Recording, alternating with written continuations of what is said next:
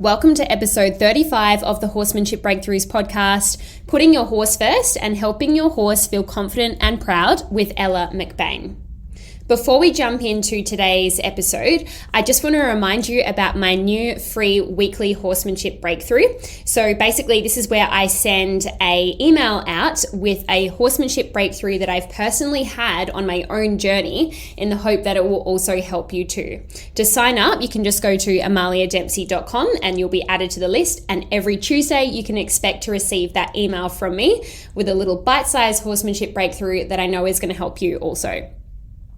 So Ella McBain, how did I find Ella? So I am a follower of Ella McBain on Instagram. She has a beautiful profile, some amazing reels, videos of all her horses, and it's just got a really nice vibe to it.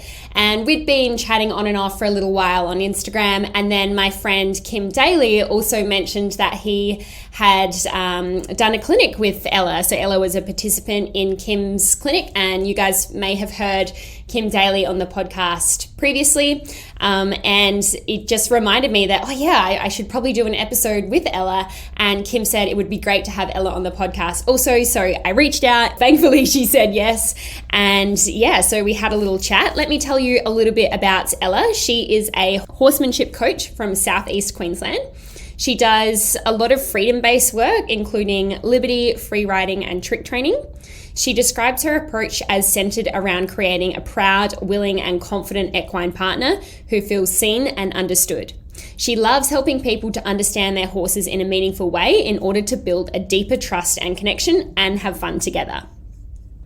My overall impression of Ella after speaking with her, after asking her all of those questions that you are familiar with on the Horsemanship Breakthroughs podcast, is that I just thought this girl is so wise. And I only later learned after talking with her after the episode that she's only 21. And that just blew my mind because I thought, wow, this girl has so much wisdom and experience beyond her years. I also really connected with her because, as you will hear, we have a kind of similar journey in terms of how we got into horsemanship and where we kind of started off. So that was really cool.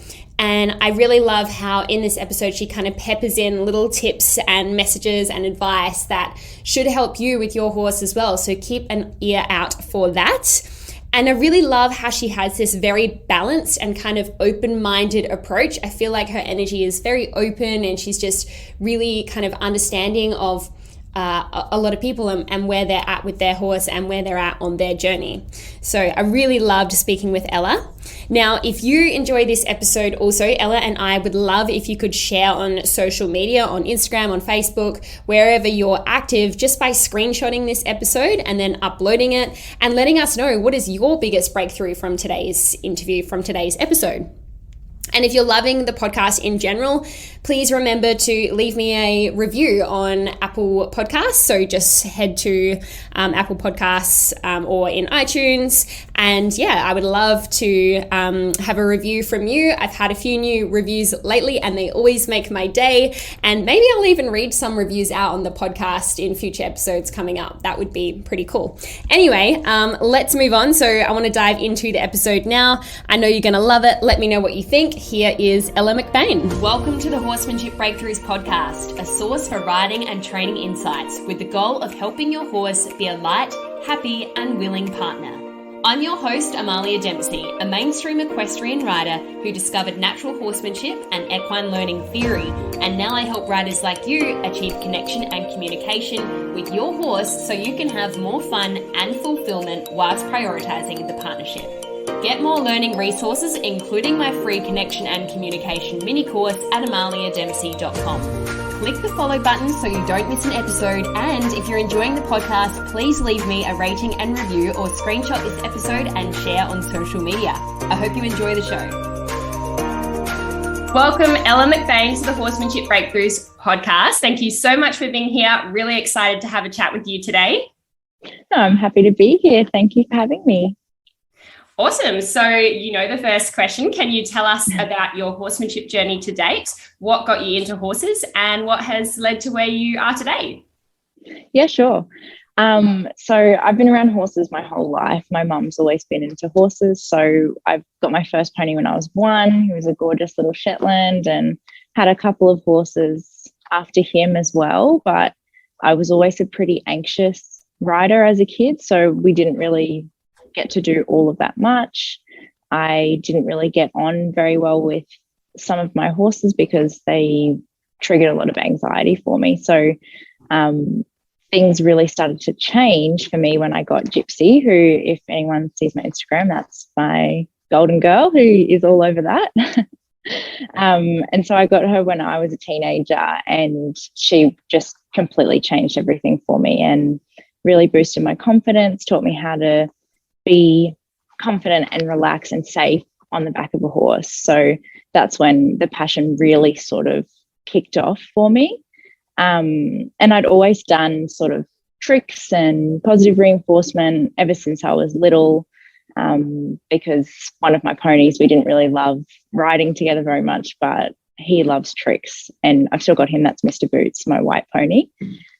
He's super, super sensitive, but he's really, really smart. So he's always loved the tricks. But until I was a lot older, I didn't sort of realize that tricks and positive reinforcement and all of that fun stuff can be integrated with riding, and you can have that sort of same attitude with riding. Like, to me, it was always separate.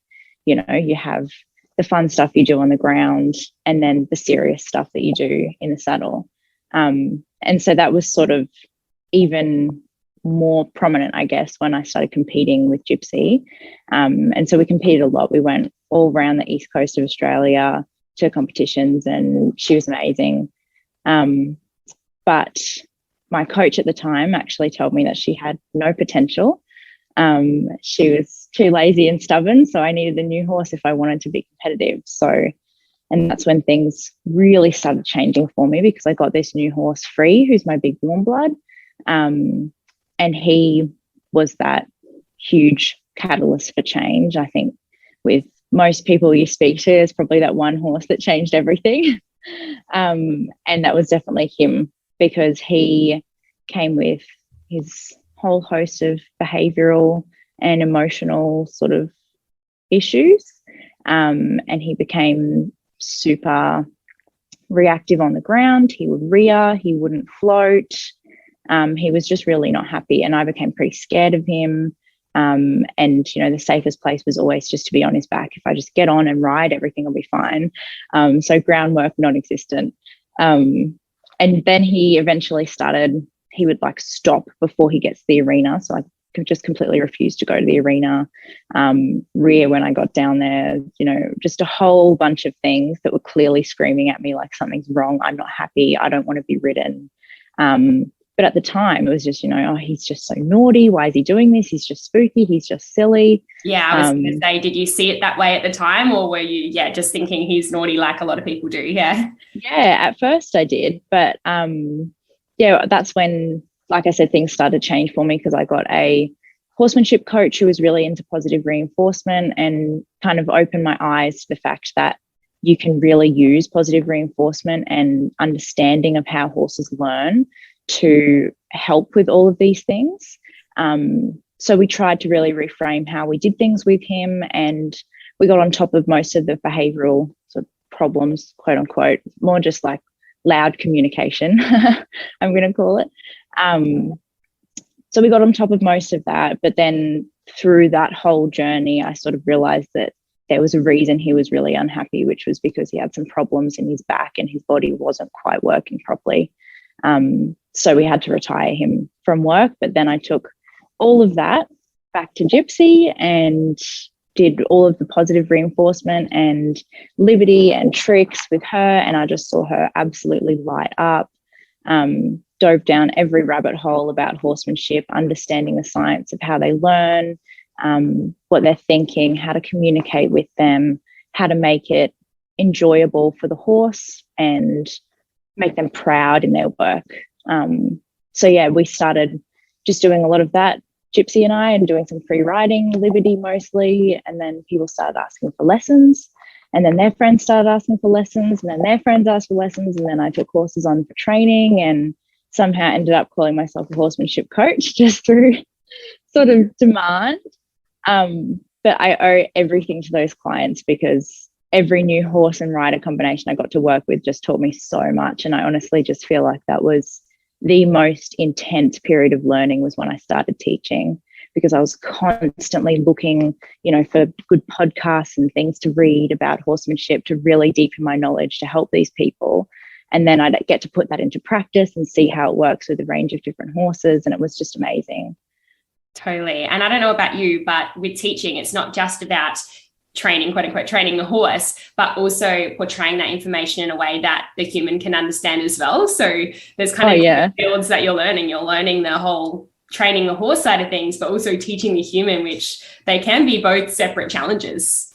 Oh, definitely. And a lot of the time I would just sort of say, okay, we're actually going to put the horse over there for now. And I just want to talk to you for a little bit. Yes, I do that as well. Yeah. Yeah. Because then the horse would get really upset, because I'm just training the human for a while. And they're like, come on, can I have some attention, please? Yeah. Yeah. I wrote a list of things as you were talking there, because it just triggered so many things that I wanted to talk about. You mentioned competing, but you didn't actually, I don't think you said exactly what you were competing in. Yeah, I did mostly dressage, but it was inter-school back then. So I did a little bit of everything, some show horse, some jumping. Gypsy was a great all-rounder, so she gave anything a crack. Yeah. And thinking back, when your coach mentioned that Gypsy didn't have enough potential for dressage, thinking back now, do you feel like that was wise advice, or like, what are your thoughts on that now? Absolutely not.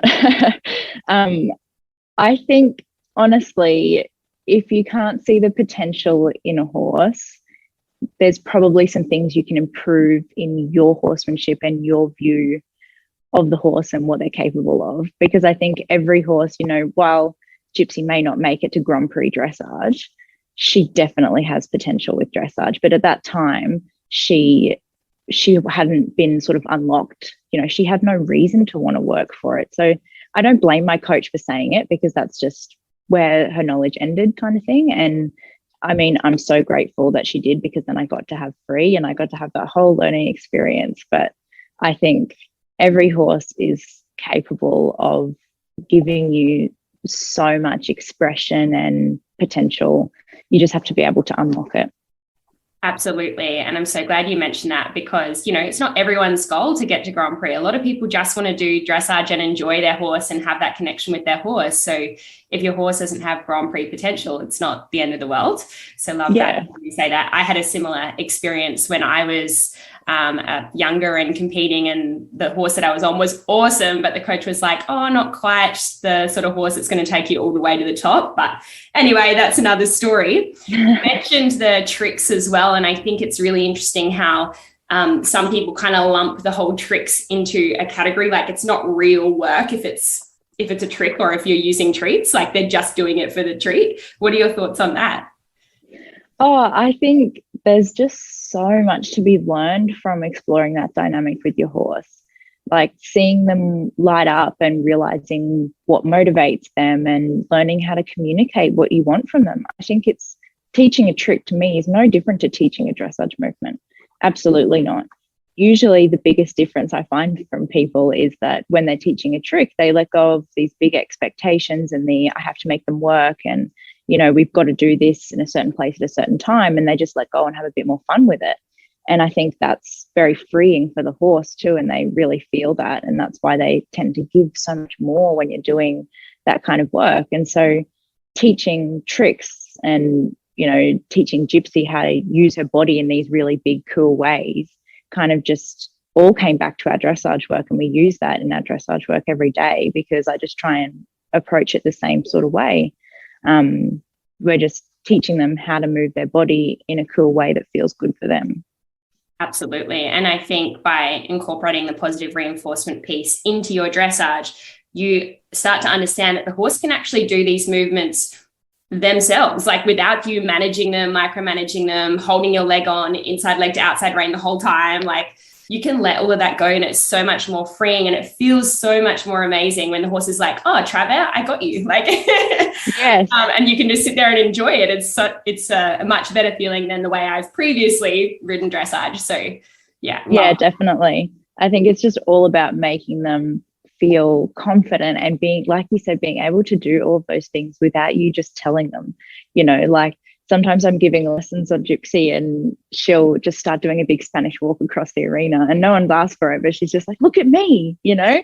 And I'm like, that even though sometimes, people are like, oh, why is she doing that? I'm like, it's actually such a good thing. I'm so happy to just see that intrinsic motivation for her to just go, this feels good, so I'm going to do it. And I think 100% like the most beautiful dressage I've seen is when horses just do things because it feels good. Yeah, so cool. And you also mentioned that when you came across your horsemanship coach, when you were kind of making that transition, that they use positive reinforcement. I feel like that's kind of a little rare these days in terms of when people first get into horsemanship. Usually it's quite a traditional natural horsemanship, negative reinforcement only coach. Nothing wrong with that, but that's interesting that you had someone who was also into positive reinforcement. Can you tell us a little bit about that person or why you think you gravitated towards that sort of coach? Yeah, she was just recommended through a friend. It was Hayley Chambers. I don't think she doesn't coach horsemanship anymore. She actually has an equine assisted therapy business, which is really cool. And so she was always combined reinforcement. And I think that was really great. And one of the things that I learned from her, because I think a lot of people are, like it's spoken about online, that sometimes coaches can be a little bit positive reinforcement purist or negative reinforcement purist. And so I just, like, my approach just kind of centers around making sure the horse feels seen and understood and felt, and confident and proud. And whether that's using positive reinforcement, negative reinforcement, making sure I tap into their emotions and my emotions, like whatever you have to use, that's, you just have to do what's best for the horse. And that's something that I really learned from Hayley, because she was never like, you have to use positive reinforcement, you have to use negative reinforcement. It was always just like, let's use a combination that feels good for the horse. Yeah, love that. A really kind of balanced, holistic approach, which, my bias is I think that's the best way to do things, because, then you're leaving your toolbox wide open and you're really honouring how the horse is and how they feel and their emotions and who they are as an individual. So absolutely love that. And I feel like you've kind of covered the next few questions there, but do you have any more to elaborate on how you would summarise your training approach or philosophy with horses? Oh, look, that probably sums most of it up, but I try not to be sort of like locked into any, this is how I do things or this is the approach that I use. Like, the center of my approach is just creating a confident, engaged horse that feels seen and understood and, safe. Yeah. Amazing. And I think you very much portray that through your Instagram as well. Like, all your horses on there just look so happy and engaged and confident, and you look like you've got a really good partnership with all of them. So love watching what you do. Can you tell us what has been your happiest horsey memory? This question's a good one. And it's funny because when I was thinking about it, I thought of a few different moments that I could sort of talk about, but most of them were achievements. And I think, like, so many of us get trapped into thinking, you have to achieve something to be happy. And, like, my happiest moment is when I achieved XYZ, which is awesome. And I'm all for like following goals and achieving awesome things. But I think for me, when I've actually felt the happiest is just like the smaller moments, cantering up our big hill at home on Gypsy with the sunset, maybe some music, probably no tack, like just flying up that hill is my absolute favorite feeling in the world. And so when I thought of like, what's your happiest memory? Honestly, that feeling just makes me the happiest ever. So, and lucky me, I get to do that whenever I want to. Yeah, that's amazing. And it would be such an amazing feeling. It's an achievement in itself, but would you like to share some of the achievements as well? Most recently, probably flying up that hill with no equipment at all. Like, usually I'll at least have a neck rope, because, if nothing else, it's something to hold on to. And she will always stop from a neck rope cue. But, when there's absolutely nothing, she really has to be actually listening, because if I put those seat aids on, and she's like, nah, I'm not really listening to that. I don't have anything to sort of back it up. So that was really cool. It was a really awesome day because she was just listening, and she stopped beautifully at the top of that hill. And yeah, it was a really great moment. Very cool. And what has been your biggest horsemanship breakthrough to date? I would probably say I just like you in that I have a new breakthrough every single day. You know, there's always something that I'm going, oh, light bulb moment. And I hope that never stops, you know. But probably one of the biggest things I can remember is I have an incredible body worker who helps me out with the horses, and she's taught me so much about biomechanics and how their bodies work. And that's a rabbit hole that I'm constantly trying to jump down and learn more about. But we have awesome chats while she's working on the horses about, you know, creating a confident partner and working with them in a way that feels right for them. And one day she said, I just wish more people would ask themselves, how can I make my horse proud today? You know, because they're such a proud animal, and that's what draws us in the first place is, you know, that incredible pride when you see them dancing around the paddock, or, you know, even two horses having a bit of a fight in the paddock. Like, they're such proud animals. And that's what we all love about them. But unfortunately, a lot of the time that pride sort of diminishes a little bit the more they're worked with. And she said, I wish more people would just ask themselves in the morning, how can I make my horse proud today? And that really stuck with me for a long time. And I try to center everything around that sort of thought now, is how can I make my horse this proud, confident, you know, elegant, beautiful animal without me having to control it? You know, how can I just help them to be that on their own? Yeah. And what are your, I guess, main kind of go-to tips or advice in terms of helping your horse be more proud? I guess. Good question, but yeah. Probably first off is give them the freedom to show you, honestly. Like, a lot of the time I think horses feel quite confined, and, you know, you have to do this in this moment in this way. But a lot of the time when we just open the door for them, you know, have them at liberty, use some treats, up your energy, and just go, here I am, what can you give me? And it's funny, actually, when I started this kind of work with Gypsy, I would actually, because she's naturally quite an energy saver, she doesn't love to come super out of her shell and do really big movements. It's just not what she loves doing. She loves the smaller stuff.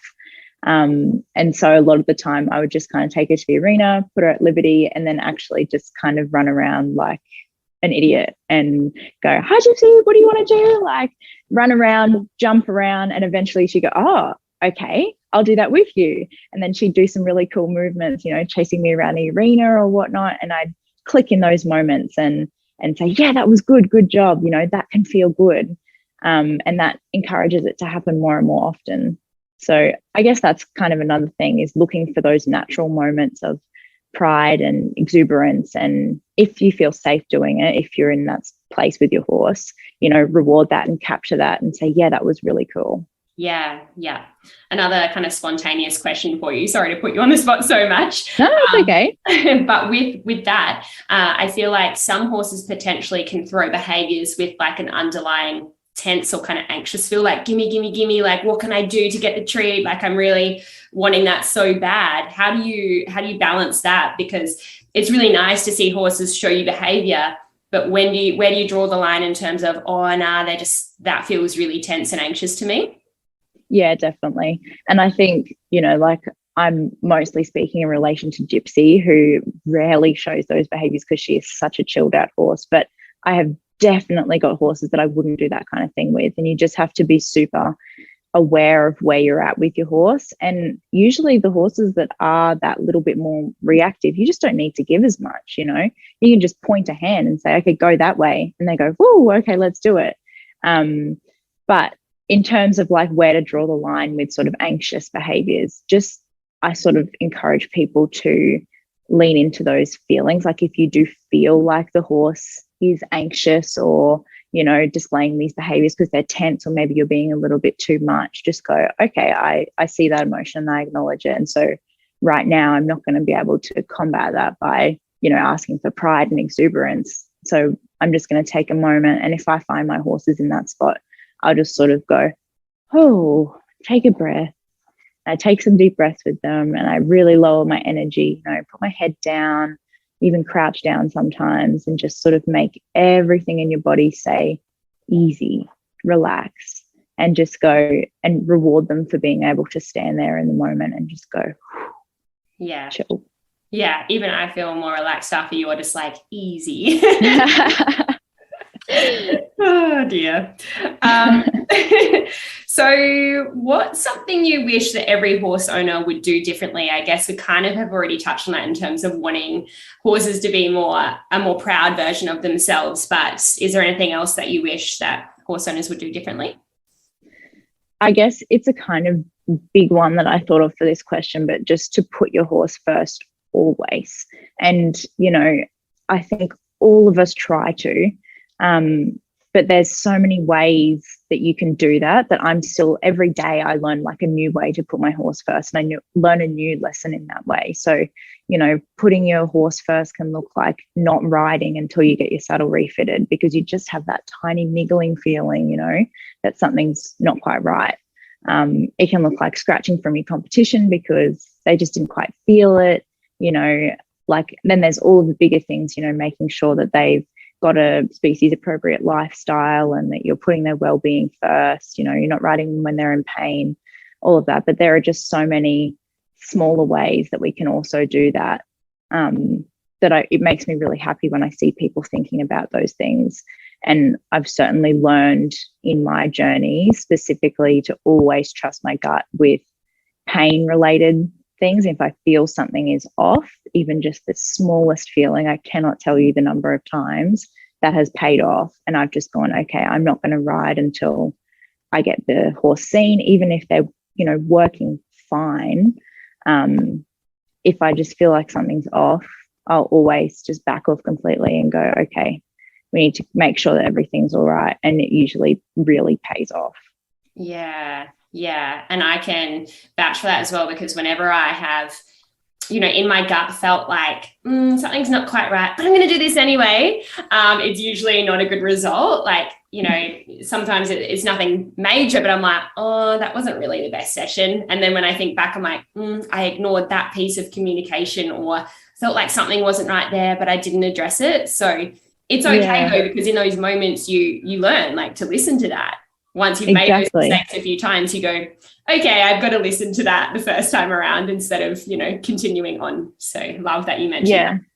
Definitely. And it applies to emotions too. Like, putting your horse first definitely looks like, just taking a session to work on relaxation if they're feeling tense, even if you've got a competition that weekend, and you need to practice that dressage movement. Just actually putting the horse's emotions first and going, okay, I need to just spend a session relaxing, or, I really wanted to ride today, but I think my horse just really wants to graze for a little bit. Yeah. And you you touched on species appropriate environments. Can you elaborate a little bit more on that, and also what you think makes a happy horse? Yeah, definitely. Just the 5 freedoms is pretty much the most important thing, and probably you've heard a lot of people say that on the podcast, but like that freedom from hunger and thirst, freedom from discomfort, pain and injury, fear and distress, and to be able to behave like a normal horse. And I think when we put horses in a situation where they're not able to express those natural behaviors and live like a horse, it shows up in a lot of different areas of your training. Like, referring back to my journey with Free, he was sort of this precious dressage horse that, he's never been around other horses, so he's special, and he has to stay in a paddock on his own. He has to wear his special boots every day, and he has to be rugged 24/7, and he has to be stabled at night, and, like all of these things. And we thought that was taking care of him at the time, but now he is feral in a paddock with a paddock mate, and he's having the time of his life, and his personality has changed so much after being paddocked with other horses. And it was actually really funny because when I started doing Liberty with him, I noticed he would get quite sort of rough in the way that he would play. Like he'd play with me like I was a horse because he wasn't getting that in the paddock. Whereas he doesn't really do that anymore. He knows I'm a human. He keeps his space and, you know, plays how a horse should with a human. But he gets to run around and be an idiot with his paddock mate. And his paddock mate's also really changed, you know, having Free around. They're both just so much more exuberant. Yeah. It's really interesting. Like you said that, you know, probably other people have mentioned the 5Fs on the podcast. A lot of people have mentioned the 3Fs, but not the 5Fs. So I love that. But even though it's been mentioned so many times, I will still come across people or still get messages in my inbox saying, oh, hey, like I can't put this horse in with other horses because, you know, they wear shoes or because they kick at other horses or they've been nibbled by other or bitten by other horses. What would you say to that? How can they help kind of reintroduce their horse into a species appropriate environment if they have those blocks? Yeah, it's hard. And look, I know for me personally, I'm in a pretty good spot because we have 18 horses on the property at the moment. And look, paddocking is always a nightmare. Like when we have to change things up, it's a nightmare to try and keep everyone's needs met. But I guess if you genuinely feel like you don't have the resources to give your horse a paddock mate, or, you know, like your horses just aren't suited to each other, then, you know, I've had a client have an agreement with her neighbour to get the neighbour's horse closer to her horse so that they can be together, because neither of them have, you know, the resources at the moment to have a second horse. So, you know, that can be really helpful. But yeah, I mean, a slow introduction can help as well. But every horse is just so different, and it can be really, really tricky to find the right mix. Like we did have a horse on his own for a while because he would just bite and rip other horses' rugs and they'd have chunks off them all the time. And we were like, how can we put you with another horse? But we just kind of tried to shuffle things around for a while. And now he's got a mare that he's really nice to, and we've just found him the right match. So, but I understand other people don't have the freedom of 18 horses to shuffle around. Yeah. And sometimes I feel it's our own anxiety or fear around, oh, what's going to happen if I put them all together? And what I've found personally is usually it's only the first kind of 3 to 6 hours that there's a little bit of, you know, ruffling of feathers and whatnot. And then they all work out how they are with each other, and then it's happy days. But sometimes that first day is just like really anxiety producing for us as well, because we don't want to see our horses get injured. And I think horses that have been isolated for so long, they're like, woohoo, other horses, like let's go. And so yeah, definitely. Yeah, a bit scary. Yeah, and look, sometimes you've just got to give them the benefit of the doubt and go, look, this is something that has to be done, you know, lock your dogs up, take the day off work so you can hang around and watch and make sure nobody gets seriously injured, and just let them sort it out, which is, you know, it's usually crazy when we move paddocks, but you just kind of have to go, okay, it's going to be chaotic for a little while, and give them a couple of weeks to try and settle into each other as well. Like you often don't know until they kind of settle into that new dynamic, whether it's going to work out or not. It might be a little bit rough for a while, but we've definitely had combinations that take a couple of weeks to settle in, and then they're happy as. Yeah. And I could also relate to you when you mentioned your horse, or needing to keep your horse in a stable overnight and wearing special boots and having rugs on all the time, because I used to be that person as well. And I don't know about you, but I kind of went through this identity crisis when I transitioned to my horses having dirt on them and me being like, that's fine, I don't care.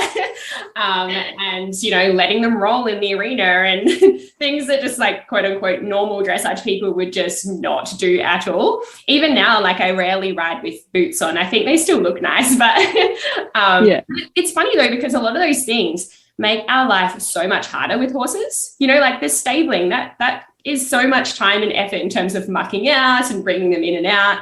The rugging takes extra time, even the constant like brushing and grooming and all of that, which, you know, I still try and keep my horses clean, but it doesn't bother me so much if they are a little dirty. Did you go through that identity crisis as well? Oh, 100%. And it's so funny because as you're talking, I'm just sitting here thinking, yeah, every single one of my horses is covered in mud right now, like fully caked because it's been raining here. And most of the time I don't ride with tack because I'm too lazy to put it all on. Like that's my secret, guys. That's why I ride tackless. It's because I cannot be bothered to put equipment on my horse. And you're totally right. Like mucking out stables and putting all of the special boots on and, filling hay nets, preparing feeds, like it all takes so much time. And in that part of my life, that was a huge part of who I am. And, I loved doing that. And that was just part of my day. And, like that was something, I'm a competitor. I do this every day. But there came a time where I was like, that's not for me. And the benefit it's just not there for me anymore. So, but yeah, it definitely felt weird. And especially Free, who was this beautiful dressage horse with this amazing tail and mane, and he was so well kept and he was always looking perfect. And then I turned him out, he got a little bit of itch, he rubbed most of his tail out, I had to hog his mane, he just looked terrible. And it was horrible. I was like, what have I done? This is my pride and joy, and he looks disgusting. But he was happy, so I was like, you know what, that's enough. I don't care how they look anymore. As long as they're happy. Yeah, happiness is the main thing. I'd like to know from you who have been your most influential mentors with horses. Well, Hayley definitely changed a lot of things for me and opened my eyes to that whole new way of working with horses. And I'd say the other big one that probably Warwick Schiller's podcast. So Warwick, even though he doesn't know it, I learned so much from that podcast. And that's the beauty of online learning, right? Oh, definitely. There have just been so many podcasts that I've learned heaps from. And especially when I was teaching, I would just in the car to every single lesson, I would just be listening to horsemanship podcasts. And and I think the beauty of that online world is that you get to take little bits that feel right to you from so many different people. And that's why I absolutely love that, people like you and Felicity and Warwick and like so many people have all of these online courses, and you share all of this great stuff on your Instagram. And I just think it's really easy for people to, broaden their horizons and look at all of that really cool stuff. Absolutely. It's so much more accessible these days. I think that maybe, who knows, if I had my life again, maybe things would be different from the start, because I would be online and seeing the way that different people do things versus just who's doing what in your local area. Because there's a much bigger, I don't know about where you are, but where I am, there's a much bigger horsemanship community online versus locally. So yeah, I think it's fantastic that we have those opportunities these days. Yeah, definitely. If you could have dinner with any 3 horse people, dead or alive, who would it be? Probably Warwick Schiller, because he's very cool. Elsa Sinclair, who I just absolutely love her work, and I would love to pick her brain on how she, especially with the traumatized horses, because I have my big rescue boy Mav at the moment. And Mark Rashid is also really cool, and his books are on my list, but I haven't quite got around to it yet. But I just think it would be really, really interesting to hear what he has to say. And the 3 of them together would be really cool. Yes, that would be actually a really cool conversation, I think. And it's, Mark Rashid, you would love his book. You've got to get around to that. And it's one of my dreams to have him on the podcast. I've already contacted him multiple times, but I don't think he's great with technology. So I might have to like snail mail him or something. Do you even call it that? I don't know. No, that would be really cool. I'd love to hear that. Okay, so this is one of my fun questions. What has been your best horse-related purchase in the last 12 months?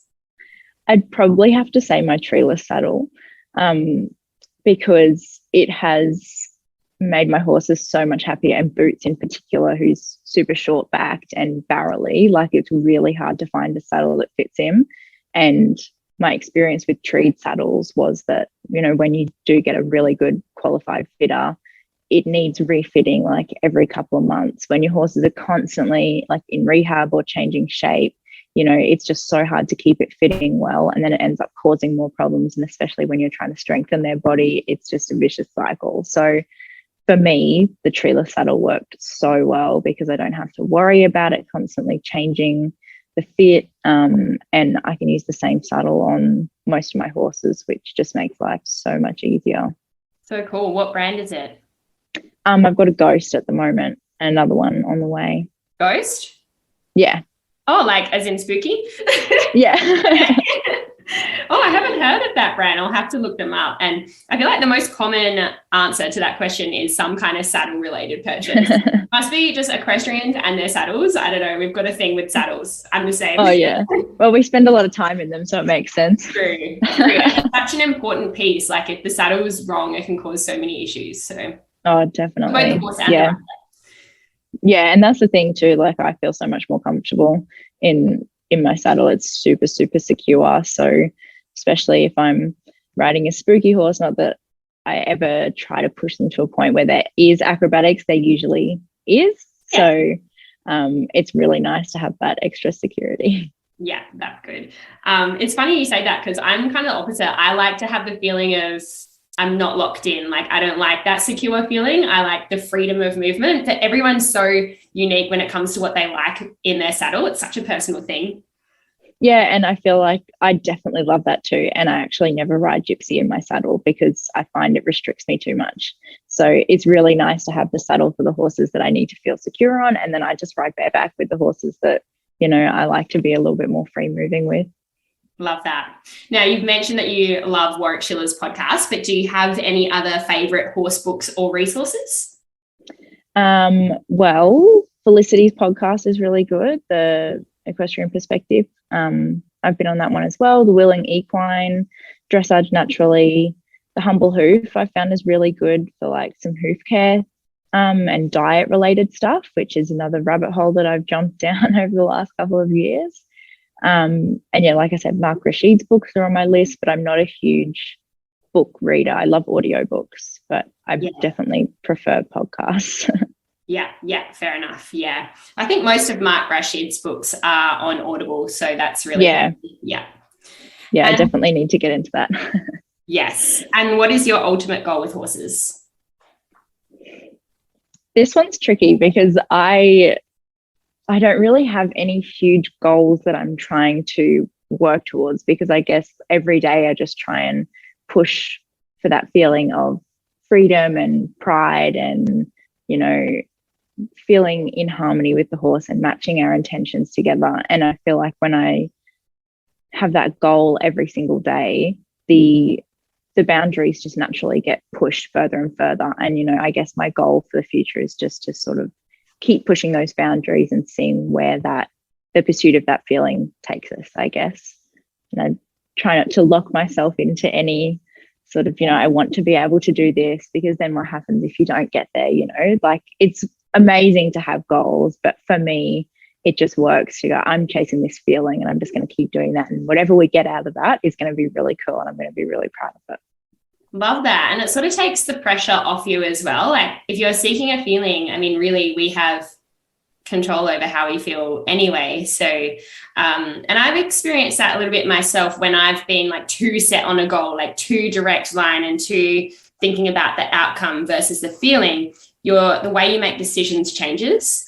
Whereas when you're going for like a certain feeling or when you're really putting the horse first, as you say, and focusing on how they feel, it's going to feel good all the time or most of the time. Yeah, exactly. And that's a huge thing that I've just chosen to really focus on, especially, you know, to keep on top of mental health and keep myself feeling happy and joyful, is to just choose to feel pride and accomplishment in whatever I end up doing every single day. And, you know, like that sounds really sort of idealistic and it's not that easy. Okay. But, you know, we do, instead of waiting for that external validation of, yes, I've achieved this goal or, you know, I've done this really cool thing, I try to just every day, like, take a small win out of it. I think especially when you adopt that attitude in your horse training, it, like I said, it makes a really big difference and you find yourself making some different decisions. And when you have that attitude of, I'm going to be happy with the smallest win today, you know, like I'm going to choose to be proud of the tiny moments, you can never walk away from the arena feeling unsatisfied or unhappy. And that really rubs off on your horse as well. Yeah, absolutely. And do you have any rituals or things that you do to help you stay in that state or be in that state as much as you can? Yeah, I guess it's kind of a habit that you have to get yourself into of just being really excited about all of the little things and being your horse's biggest cheerleader. And I think that has sort of rubbed off on me a lot. Like I've learned that through horses. And, when I'm teaching, I'll always encourage people, like if you're aiming for this bigger behavior, but your horse just gives you the tiniest first step, choose to be really proud of that. Choose to go, oh my God, you're so smart. You're so clever. That was amazing. Here's a treat. Great job. And then they go, oh, really? Okay, I'll do it a bit bigger next time. And I guess through training that way, it just kind of became a habit to look for all the little things.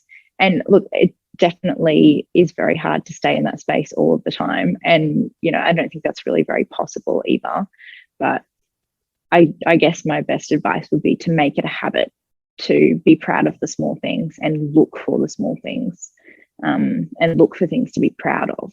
Kind of changes the lens that you view everything through when you're looking for those yes moments. Yeah. And what would you do if you do have a day, which is inevitable, where you're just feeling a bit flat or you're not in the best energy? Like, do you still do things with the horses, or do you take a day off, or do you have something that you do to help get yourself into a better state, or what happens then? Yeah, I love that question actually, because I think it's really important to talk about this because everyone has those days. And I think a lot of the time we try to push through when, like for me, what works for me is just going, if I'm not feeling it today, I'm just going to sit on Gypsy's back while she grazes. That's my go-to.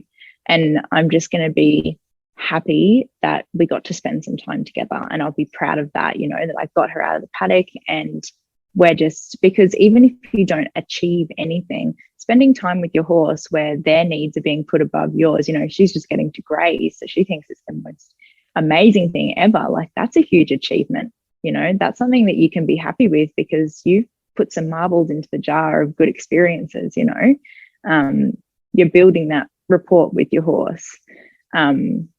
So yeah, I think it's really important to, I guess, be aware of where you're at when you enter the arena. And if you're not feeling amazing, don't push yourself, don't push your horse to do all of these amazing things, because you'll probably end up not feeling too great. Just look for some really little things that you can be happy with. Instead of trying that new difficult movement that you've been working on, like go back to basics and go, oh wow, look how well you're doing the basics, like this is so good. Or just choose to have a relationship day where you just focus on your relationship and putting some marbles in the jar and just chilling and being happy. Yeah, love that advice. And if there was a young child wanting to aspire to be like you, what advice would you give them? I think this one's really cool because kids see horses so beautifully, right?